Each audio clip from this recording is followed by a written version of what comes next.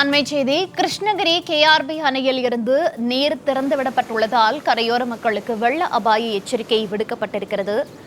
தென்பெண்ணை ஆற்றின் கரையோர மக்களுக்கு எச்சரிக்கை விடுக்கப்பட்டிருக்கிறது.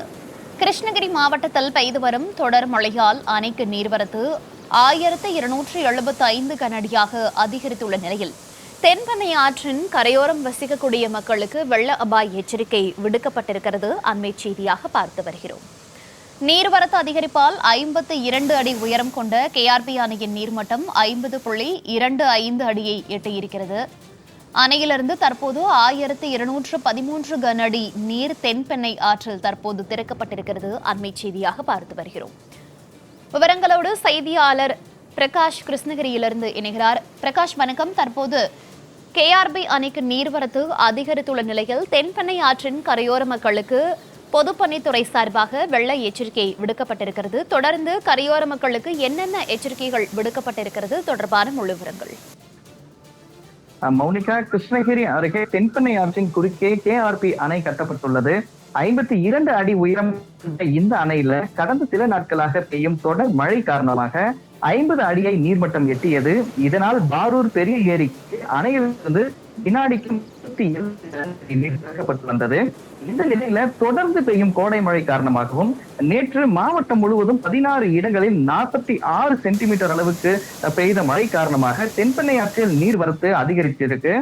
இன்று காலை நிலவரப்படி கேஆர்பி அணைக்கு வினாடிக்கு 1275 கன அடி நீர்வரத்து உள்ளது.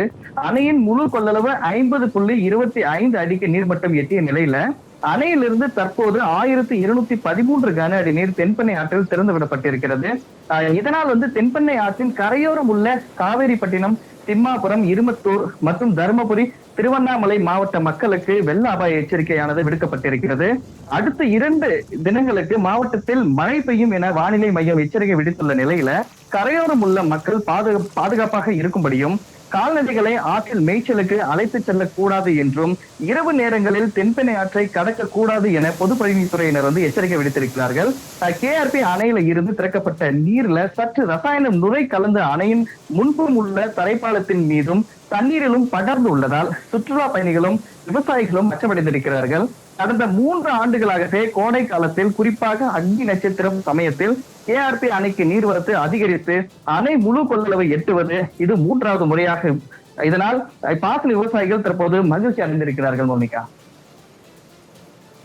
தகவல்களுக்கு நன்றி பிரகாஷ்.